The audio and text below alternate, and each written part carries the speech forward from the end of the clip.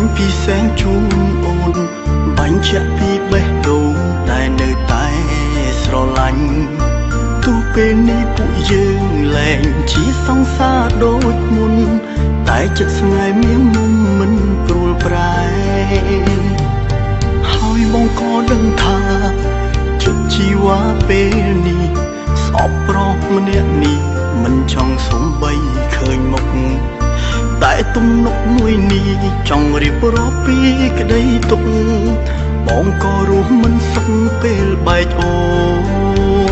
នបងក៏រស់មិនសុខពេលបែកអូន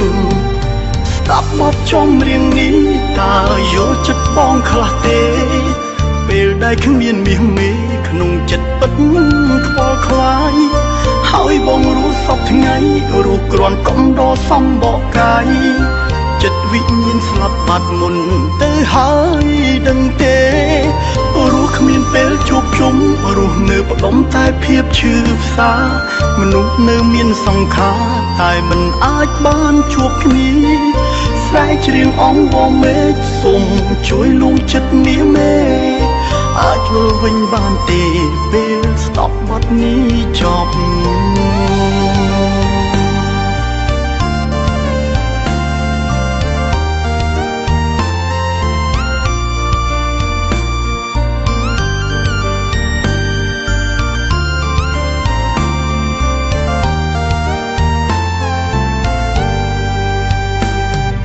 ចម្រៀងមួយបទនេះ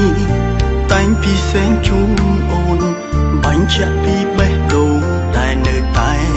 ស្រឡាញ់ទោះពេលនេះពួកយើងលែងជាសង្សារដូចមុនតែចិត្តស្នេហ៍មានមុំមិនព្រួលប្រែហើយបងក៏ដឹងថា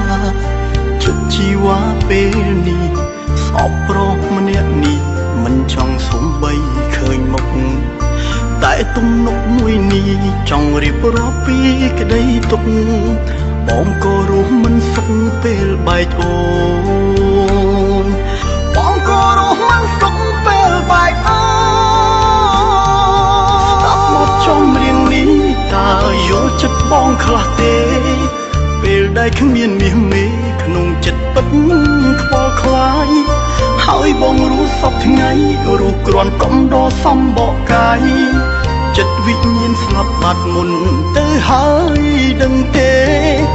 រស់គ្មានពេលជួបជុំរស់នៅផ្ដុំតែភាពឈឺផ្សា